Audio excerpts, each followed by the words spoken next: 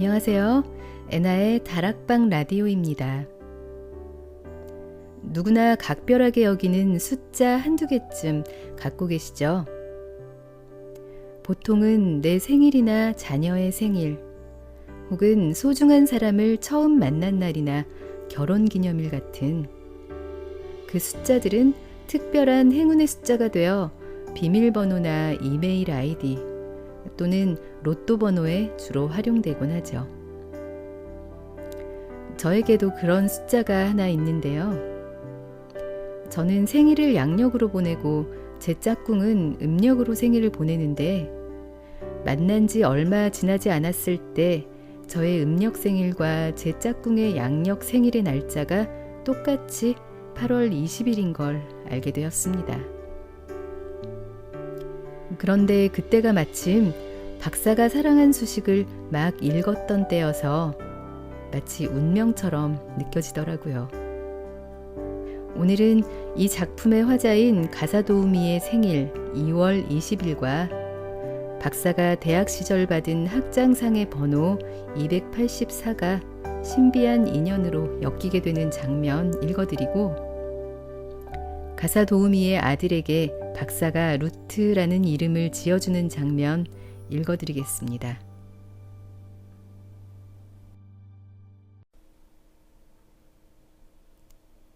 자네 생일이 몇 월 며칠인가? 그날 박사는 저녁을 먹은 후에도 서재로 금방 돌아가지 않았다. 그러고는 설거지를 하는 내게 신경을 쓰면서 이야깃거리를 찾는 눈치였다. 2월 20일인데요. 오. 박사는 감자 샐러드에서 홍당무만 골라 남겨놓았다. 나는 그릇을 치우고 식탁을 닦았다. 박사는 생각하지 않을 때에도 역시 식탁에 음식을 흘렸다. 이제 완연한 봄인데도 해가 지자 갑자기 공기가 싸늘해졌다. 식당 구석에 있는 석유 스토브에 불을 지폈다. 늘 그렇게 잡지에 논문을 응모하시나요? 나는 물었다. 뭐 거창하게 논문이랄 것까지도 없지. 아마추어 마니아용 수학 잡지에 실린 문제를 풀면서 즐기는 것뿐이니까. 운이 좋으면 돈도 받고 수학 애호가 중에 부호가 있어서 상금을 주거든. 박사는 자기 몸 여기저기를 더듬더니 왼쪽 주머니에 붙어있는 메모지로 시선을 떨궜다. 그렇지. 오늘 저널 오브 매스매틱스에 넘버 37의 증명을 보냈군. 그래. 오전에 내가 우체국에 다녀온 지 80분보다 훨씬 더 지났다. 아참 실수했네요. 죄송해요. 빠른 우편으로 보냈어야 했는데 제일 먼저 도착해야 상금을 받을 수 있잖아요. 아니, 그럴 필요는 없어. 물론 제일 먼저 진실에 도달하는 것은 중요한 일이지만 증명은 아름답지 않으면 아무 소용이 없으니까.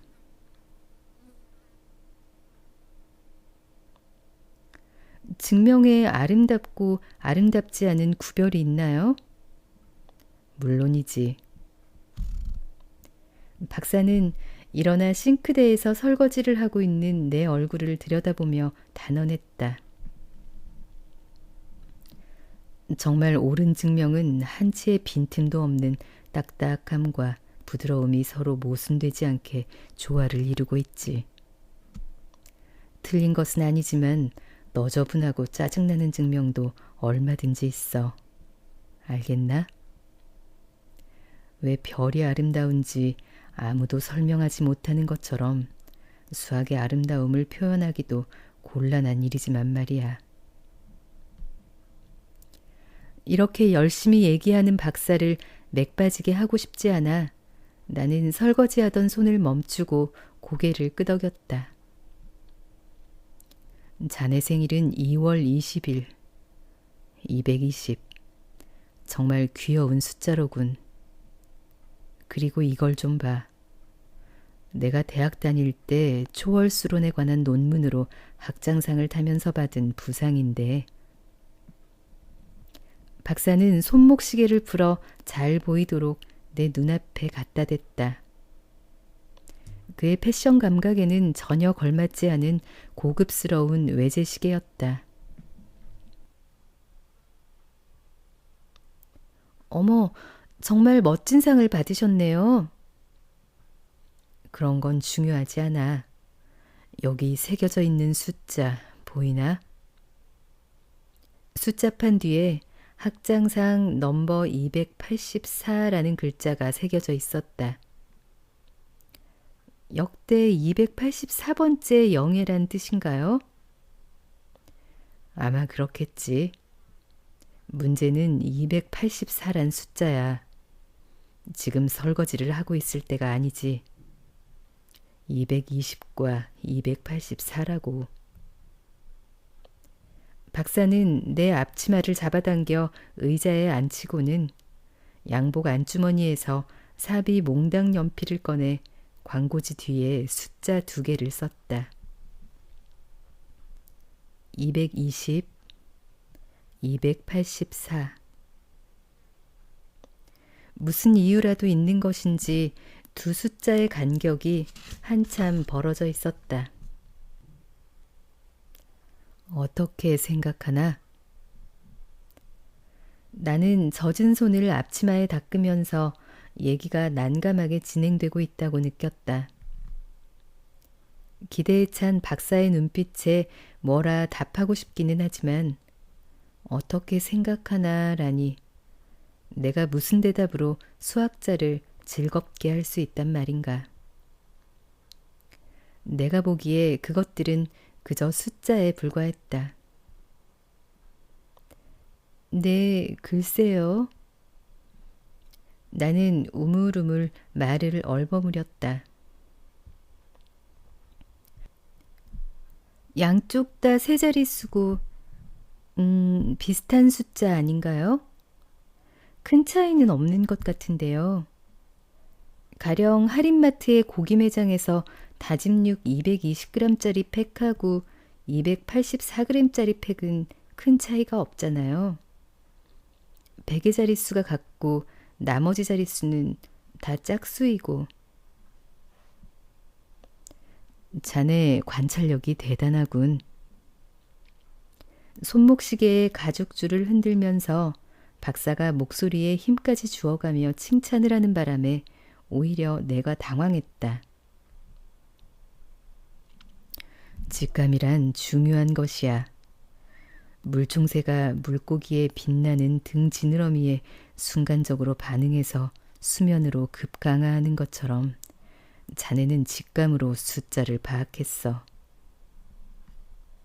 박사는 의자를 잡아당겨 2개의 숫자에 더 다가갔다. 박사의 몸에서도 서재에서 나는 종이 냄새가 났다. 약수가 뭔지는 알겠지? 네, 옛날에 배웠던 것 같아요. 220은 1로 나누어 떨어지지. 220으로도 나누어 떨어지고. 나머지가 없어. 그러니까 1과 220은 220의 약수야. 자연수는 반드시 1과 자기 자신을 약수로 하지. 그렇다면 나누어 떨어지는 다른 수는 없을까? 2하고 10도 있겠죠? 맞아, 잘 알고 있군. 그럼 220과 284의 약수를 자기 자신은 빼고 한번 써보자고. 이렇게. 220의 약수 1, 2, 4, 5, 10, 11, 20, 22, 44, 55, 110 284의 약수 142, 71, 4, 2, 1. 박사의 글씨체는 동글동글하고 약간 기울어 있었다. 부드러운 연필심이 가루가 되어 숫자 주위에 떨어졌다. 약수를 암산으로 다 알아내시나요? 일일이 다 계산하는 건 아니야. 자네도 사용한 직감을 이용했을 뿐이지.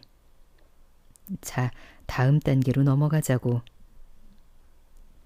박사가 그 숫자에 기호를 덧붙였다.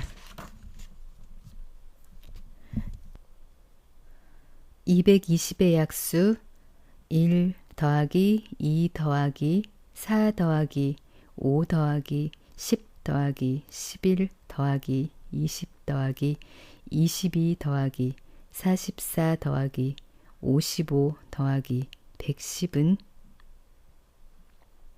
284의 약수 142 더하기 71 더하기 4 더하기 2 더하기 1은 계산해봐. 천천히 해도 괜찮으니까. 박사는 내게 연필을 건넸다. 나는 광고지의 여백에 숫자를 써내려갔다. 박사의 말투가 예감과 자상함에 넘쳐 테스트를 당하고 있는 기분은 들지 않았다. 오히려 방금 전까지의 난감한 상황에서 벗어나 정확한 답을 이끌어낼 수 있는 사람은 나밖에 없다는 사명감이 끌어오르는 것을 느꼈다. 제대로 계산했는지 3번이나 검토했다. 어느새 해가 지고 밤이 찾아들고 있었다. 가끔 싱크대에서 씻다만 그릇에서 떨어지는 물소리가 들렸다. 박사는 곁에서 나를 가만히 지켜보고 있었다. 자, 됐어요. 220의 약수 1 더하기 2 더하기 4 더하기 5 더하기 10 더하기 11 더하기 20 더하기 22 더하기 44 더하기 55 더하기 110은 284. 284의 약수 1 더하기 2 더하기 4 더하기 71 더하기 142는 220. 정답이야. 자 보라고. 이 멋진 1년의 수를 말이야. 220의 약수의 합은 284. 284의 약수의 합은 220. 바로 우회수야. 쉬 존재하지 않는 한 쌍이지. 페르마도 데카르트도 겨우 한 쌍씩밖에 발견하지 못했어. 신의 주선으로 맺어진 숫자지. 아름답지 않은가? 자네 생일과 내 손목시계에 새겨진 숫자가 이렇게 멋진 인연으로 맺어져 있다니. 우리는 그저 하염없이 광고지를 내려다보고 있었다. 밤하늘에서 빛나는 별을 엮어 별자리를 그리듯 박사가 쓴 숫자와 내가 쓴 숫자가 하나의 거침없는 흐름이 되어 돌고 도는 모습을 눈으로 좇고 있었다. 밤, 집으로 돌아와 아들을 재운 후 나도 한번 우회수를 찾아보자고 생각했다. 박사의 말대로 정말 희귀한 쌍인지 확인해보고 싶었고 약수를 써놓고 덧셈을 하는 정도는 고등학교를 중퇴한 내 학력으로도 할 수 있을 것 같아서였다. 그러나 얼마나 무모한 도전인지 금방 깨달을 수 있었다. 박사의 말에 따라 직감적으로 적당한 숫자를 골랐지만 다 헛수고였다. 처음에는 짝수가 가능성이 높고 약수도 찾기 쉬울 것 같아 2자릿수의 짝수만 가지고 시도해 보았다. 한참을 계산해도 뭐가 보이지 않아 홀수로 범위를 넓히고 세 자릿수도 도입했지만 진전이 없었다. 모든 숫자가 어색하게 등을 마주대고 있을 뿐 잠시 옷깃만 스치는 정도의 인연도 나타나지 않았다. 역시 박사의 말은 사실이었다. 내 생일과 박사의 손목시계는 광활한 수의 세계에서 고생 끝에 만나 서로를 꼭 껴안고 우애를 키우고 있는 것이다. 어느 틈에 종이는 엉뚱한 숫자들로 가득 차 여백이 없어지고 말았다.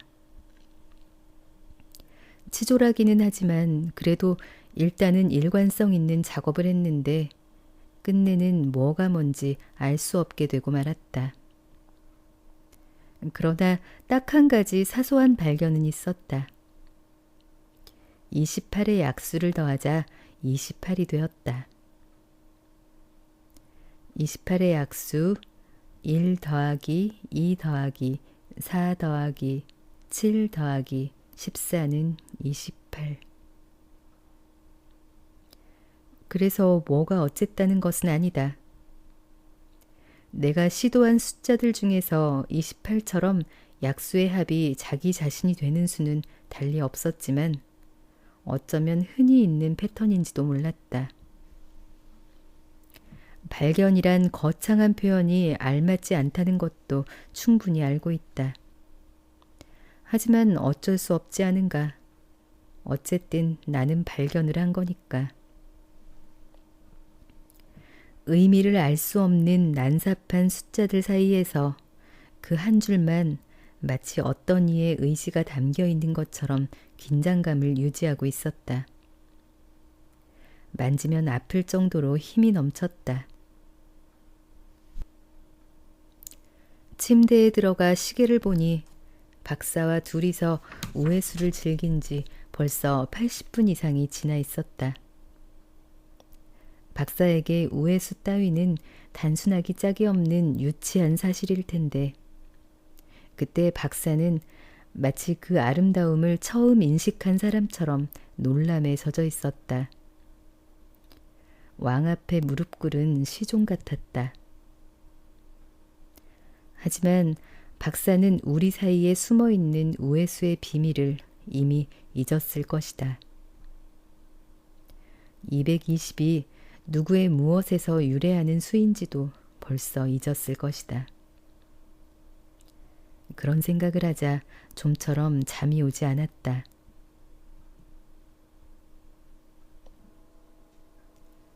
며칠이 지나도 내 존재를 기억하지 못하는 것은 분명한 듯 했다. 소매자락에 붙어있는 내 얼굴은 그에게 내가 처음 만나는 사람이 아님을 가르쳐 줄 뿐 함께한 시간을 되살려주지는 않았다. 시장을 보러 갈 때도 가능한 한 1시간 20분 내에 돌아올 수 있도록 애썼다. 수학자답게 그의 뇌에 설치된 80분이란 계측기는 시계 이상으로 정확했다. 다녀올게요. 이렇게 말하고 1시간 20분 내에 돌아오면 그는 어서 오게 수고했어 라며 나를 맞아주었다. 그런데 1시간 22분이 걸리면 첫마디가 자네 신발 사이즈가 몇이지? 였다. 나는 본의 아니게 눈치 없는 발언을 하지 않을까 늘 조심스러웠다. 그러니 결국 우리가 아무 부담 없이 할 수 있는 얘기는 숫자에 관한 것뿐이었다. 학교에 다닐 때부터 수학은 교과서만 봐도 소름이 끼칠 정도로 싫었는데 박사가 가르쳐주는 수학 문제는 머리에 쏙쏙 들어왔다. 직업상 고용주의 관심사에 부응하려고 애써서가 아니라 가르치는 방법이 좋아서였다.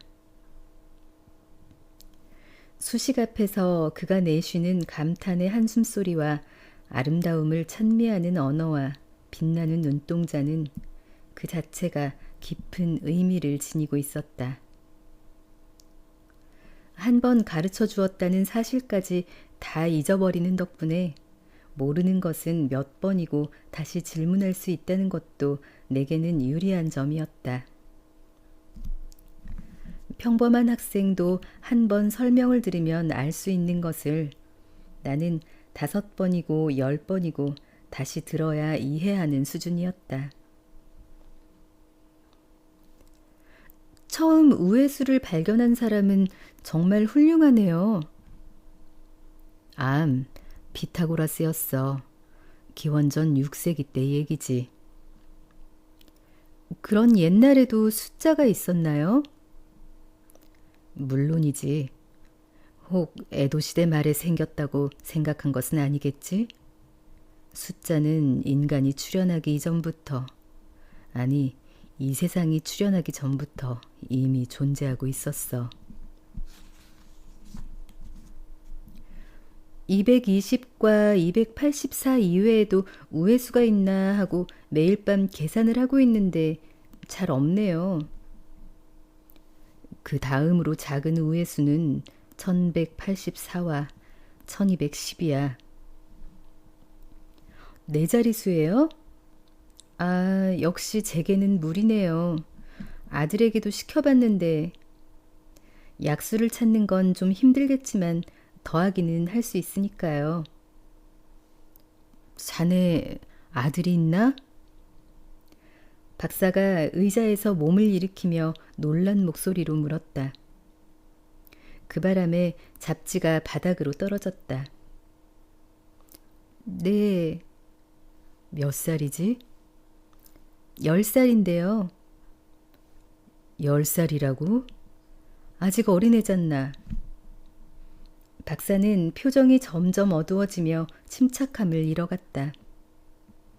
나는 햄버거 스테이크 재료를 버무리다 말고 그가 10이란 숫자에 대해 뭐라고 얘기해 주기를 기다렸다. 그래서 지금 아들은 뭘 하고 있지? 글쎄요. 지금 이 시간이면 학교에서 돌아와 숙제도 안 하고 뛰쳐나가서 공원에서 친구들하고 야구나 하고 있겠죠. 글쎄요라니 너무 심하지 않나? 자네 이제 곧 해가 질 시간인데. 아무리 기다려도 10의 비밀이 풀릴 기미는 없었다. 박사에게 이 경우 10은 아직 어린아이를 나타내는 수라는 것 외에 다른 의미는 없는 듯했다. 괜찮아요. 매일 그런데요 뭐. 매일? 그럼 자네는 매일 아이는 나 몰라라 하고 이런 데서 햄버거 스테이크나 만들고 있단 말인가? 박사가 왜 그렇게 아들에게 신경을 쓰는지 모르는 채 나는 볼에 후추와 너트메그 가루를 뿌렸다. 자네가 없는 동안 누가 돌보나? 남편이 일찍 돌아오나? 그렇군. 할머니가 있는 모양이지. 아니요. 아쉽지만 남편도 할머니도 없어요. 아들하고 둘이서 살고 있어요. 그럼 아들 혼자서 집을 지킨다는 말인가? 배는 고픈데 어두운 방에서 혼자 엄마를 기다린다는 말인가? 엄마는 남의 집에서 저녁을 준비하고 그것도 내가 먹을 저녁을. 이게 무슨 일이람. 안 되지. 안 될 일이야. 혼란스러워 어쩌지 못하겠다는 듯 자리에서 벌떡 일어난 박사는 머리카락을 쥐어뜯으며 식탁 주위를 맴돌았다. 온몸 여기저기에 붙어있는 메모지가 사락사락 소리를 냈다. 비듬이 떨어지고 바닥이 삐걱거렸다. 스튜가 부글부글 끓어 나는 가스레인지를 껐다. 걱정하실 거 없어요. 나는 최대한 차분하게 말했다. 아주 어렸을 때부터 둘이서 살아왔는 거려. 10살쯤 되면 혼자서도 다 할 수 있어요. 여기 전화번호도 가르쳐 주었고 무슨 일이 생기면 아래층에 사는 주인집에서 도와주기로 약속도 했고. 안 돼, 안 될 말이야. 식탁 주위를 도는 속도가 빨라지더니 박사가 내 말을 잘랐다. 어린아이를 혼자 내버려 두다니 어떤 경우에도 용납될 일이 아니야. 만약에 스토브가 쓰러져서 불이라도 나면 어쩌나. 만약에 사탕이 목구멍에 걸리면 누가 구해주나? 아, 생각만 해도 끔찍하군. 나는 못 참겠어. 그만 돌아가게. 엄마는 자기 자식을 위해 밥을 지어야 하는 거야. 자, 어서. 지금 당장 돌아가. 박사가 내 팔을 잡고 현관으로 끌고 가려고 했다. 잠깐만요. 이제 이거 뭉쳐서 프라이팬에 굽기만 하면 돼요. 무슨 상관인가. 햄버거 스테이크가 익는 사이에 아이가 불에 타 죽으면 어쩔 건가. 내일부터는 아들을 데리고 오게. 학교가 끝나면 곧장 이리로 오게 하면 되니까. 알겠나? 숙제도 여기서 하면 엄마와 함께 지낼 수 있을 테고. 어차피 내일이 되면 잊어버릴 거라고 얕보는 것은 아니겠지? 날 그렇게 보면 못 써. 난 잊지 않을 거니까. 약속을 어기면 용서하지 않겠어. 박사는 소매자락에 붙어있는 새 가사도우미란 메모지를 떼어내고 안주머니에서 연필을 꺼내 뒤에다 이렇게 덧붙여 썼다. 와, 그의 아들 10살. 나는 어질러 놓은 부엌을 미처 정리도 못하고 손에서 나는 고기 냄새도 제대로 씻어내지 못한 채 쫓겨나듯 별채에서 나왔다. 생각하고 있는데 방해했다고 혼을 낼 때보다 박사는 훨씬 박력 있었다. 분노의 바탕에 두려움이 깔려 있어서인가. 박사의 태도는 단호하고 절박했다. 정말 아파트에 불이라도 났으면 어떻게 하지 하고 생각하면서 나는 걸음을 서둘렀다. 내가 경계를 풀고 박사를 신뢰하게 된 것은 박사와 아들이 처음 만난 그 순간부터였다. 어제 저녁 약속한 대로 나는 아들에게 지도를 그려주면서 학교에서 곧바로 박사의 집으로 오라고 일렀다. 일터에 아이를 끌어들이는 것은 가사도우미의 취업 규칙에 어긋나는 일이라 내키지 않았지만 박사와의 약속을 저버릴 수는 없었다. 가방을 맨 아들의 모습이 현관에 나타났을 때 박사는 미소를 지으며 두 팔을 한껏 벌리고 아들을 포옹했다. 아들 10살이란 메모를 가리키며 상황을 설명할 틈도 없었다. 그 두 팔에는 눈앞에 있는 연약한 존재를 보호하려는 애정이 넘쳤다. 나의 아들이 이렇게 누군가의 가슴에 안기는 모습을 볼 수 있다는 것은 참 행복한 일이었다. 뿐만 아니다. 박사가 나도 이렇게 반겨주었으면 하는 마음까지 생겼다.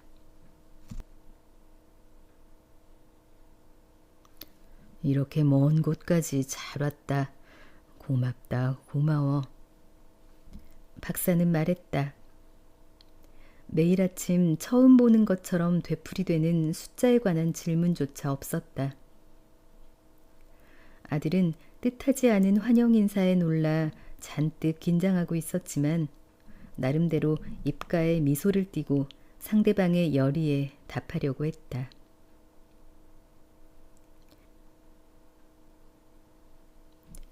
박사는 아들의 모자, 한신 타이거즈의 마크가 찍혀있는 모자를 벗기고 머리를 쓰다듬으면서 이름을 묻기도 전에 아들에게 딱 어울리는 애칭을 지어주었다. 너는 루트다. 어떤 숫자든 꺼리지 않고 자기 안에 보듬는 실로 관대한 기호, 루트야. 그러고는 당장에 소매자락에 있는 메모지에 그 기호를 덧붙여 썼다. 새 가사도우미와 그 아들 10살 루트. 나는 박사의 부담을 조금이라도 줄여주려고 명찰을 만들었다. 그가 자기 몸에 메모지를 붙이는 것처럼 나도 내가 누구인지를 알려주는 명찰을 달면 괜한 신경을 쓰지 않아도 된다고 생각한 것이다. 아들에게도 교문을 나서면서 학교에서 사용하는 명찰과 루트 명찰을 바꿔 달라고 했다. 굳이 보려고 애쓰지 않아도 눈으로 날아드는 멋들어진 명찰이었다. 그러나 기대한 만큼의 변화는 없었다.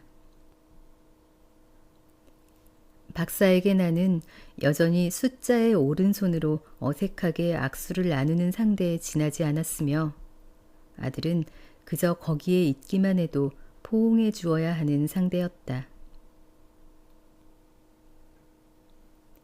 아들은 금세 박사 특유의 환영 방식에 익숙해졌고 그것을 반기게 되었다. 제 손으로 모자를 벗고 머리를 자랑스럽게 쑥 내밀면서 자신이 얼마나 루트에 어울리는 존재인지를 어필했다. 그러면 박사는 환영의 말과 함께 루트란 기호가 얼마나 위대한지를 잊지 않고 칭찬했다.